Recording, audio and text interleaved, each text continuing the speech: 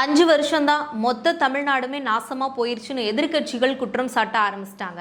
தமிழ்நாட்டு முதல்வர் திரு மு க ஸ்டாலின் அவர்கள் மணிப்பூர், பீகார்னு மற்ற மாநிலங்களை பத்தி பேசுறாரே, தன்னுடைய மாநிலமான தமிழகத்தை இப்படி சீரழிய விட்டுட்டாருன்னு மக்களே இப்போ குமுற ஆரம்பிச்சிட்டாங்க. இல்ல தெரியாம தான் கேக்குறேன், உண்மையிலேயே பெண்கள், குழந்தைகள், வயதான பாட்டி வரைக்கும் இங்க பாதுகாப்பா இருக்காங்களா? எங்க போனாலும் பெண்களை அவமதிக்கிறது. ஆனா மேடைக்கு மேடை பாதுகாப்பான மாநிலம் தமிழகம்னு வாய் கூசாம முதல்வர் அவர்கள் போய் சொல்றாங்கன்னு ஆல்ரெடி ஸ்டாலின் அவர்களை கிழிக்க ஆரம்பிச்சிட்டாங்க. கொஞ்சம் மாசத்துக்கு முன்னாடி தான் அண்ணா பல்கலைக்கழகத்துல ஒரு மாணவிய திமுக நிர்வாகி இல்ல குற்றவாளி ஞானசேகரன் பாலியல் வன்கொடுமையில ஈடுபட்டு கைதாகி இப்போ பெரிய தண்டனை எல்லாம் கொடுக்கல அவருக்கு. அடுத்து அரக்கோணத்துல திமுக நிர்வாகி தெய்வ செயல் அப்படின்னு சொல்லிட்டு இருக்கக்கூடிய ஒருத்தர் ஸ்கூல் படிக்கக்கூடிய மாணவிய கட்டாய கல்யாணம் பண்ணி தொந்தரவு செஞ்சிருக்காரு. அது ஒரு வழக்கு. திமுக நிர்வாகி ரமேஷ் 15 வயது சிறுமிய வற்புறுத்தி பாலியல் வன்கொடுமையில பண்ணியிருக்காரு. இது மாதிரி கடந்த 5 வருஷமா பல அவலங்கள் இந்த ஆட்சியில நடந்துகிட்டே இருக்குன்னு நம்ம எல்லாருக்குமே தெரியும். ஆனா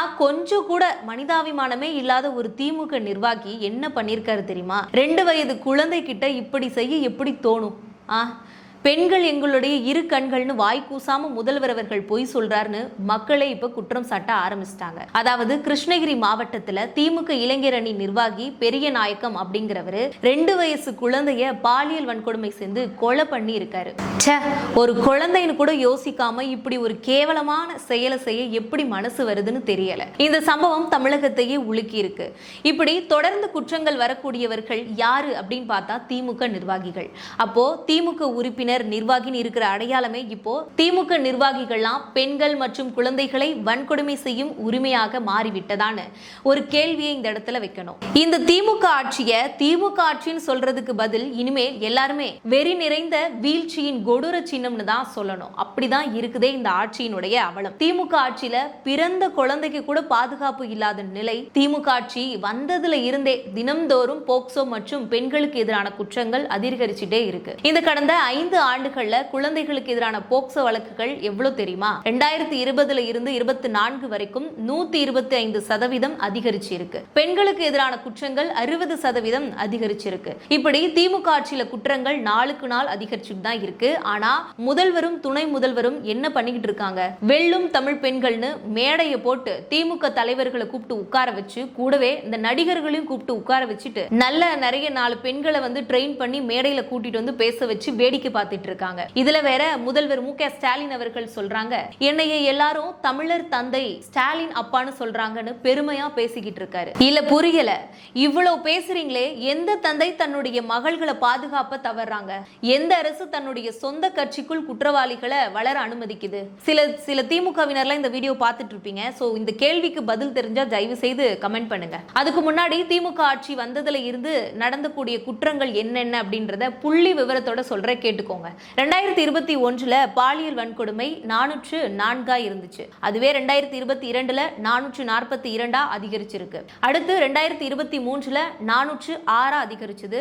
2024 471 அதிகரிச்சது. மொத்தத்துல இங்க குறையவே இல்ல, அதிகரிச்சுட்டு தான் இருந்திருக்கு. அடுத்து வரதட்சணை மரணம் 2021 40 இருந்துச்சு. 2022 27 இருந்துச்சு. 2023 29, 2024 11, கடைசியா 2025 பாத்தீங்கன்னா 7 அதிகரிச்சிருக்கு. அடுத்து கல்யாணம் பண்ணி போன வீட்டுல நடக்கக்கூடிய கொடுமைகள் நடந்த குற்றங்கள் 2021 689 குற்றங்கள், 2022 875 குற்றங்கள், 2023 1043 குற்றங்கள். அடுத்து பெண்களை தொந்தரவு செய்த குற்றங்கள் 2021 892 குற்றங்கள், 2022 1077 குற்றங்கள். இதுவே 2023 1414 குற்றங்கள், 2024 1650 குற்றங்கள். கடைசியா 2025 1885 குற்றங்கள்.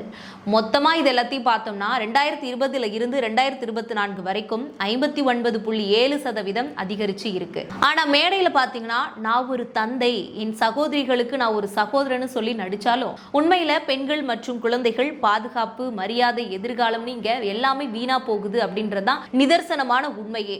ஆனா பாத்தீங்கன்னா முதல்வர் அவர்கள் மணிப்பூர், பீகார் பத்தி பேசுறாங்க.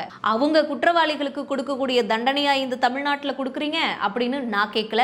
மக்களே இப்போ முதல்வரை பார்த்து கேட்க ஆரம்பிச்சிட்டாங்க. மொத்தத்துல இந்த விஷமான திமுக ஆட்சியை வளர விட்டா நாடு இன்னும் மோசமா ஆகிரும். சோ மக்களே, பெண்கள், குழந்தைகள், வயதானவர்கள்னு பாதுகாப்பா வெளியே போகணும் அப்படின்னா இந்த திறனற்ற திமுக ஆட்சியை வீட்டுக்கு அனுப்பி வைக்கிறது தான் நம்ம எல்லாருடைய கடமையா இருக்கு. சோ இதுக்காக தான் நம்ம எதிர்க்கட்சிகள்லாம் மூச்சை பிடிச்சிட்டு நமக்காக, நம்மளுடைய வாழ்க்கைக்காக குரலும் கொடுத்துட்டு இருக்காங்க. சோ வரப்போற 2026 தேர்தல்ல திமுகவை முடிச்சு விட்டுருங்கன்னு நான் சொல்லல, ஒட்டுமொத்த தமிழகமே சொல்ல ஆரம்பிச்சிட்டாங்க. அது மட்டும் இல்லாம இந்த திமுக நிர்வாகியோட இந்த செயலுக்கு உங்களுடைய கருத்து என்னன்னு மறக்காம கமெண்ட் பண்ணுங்க.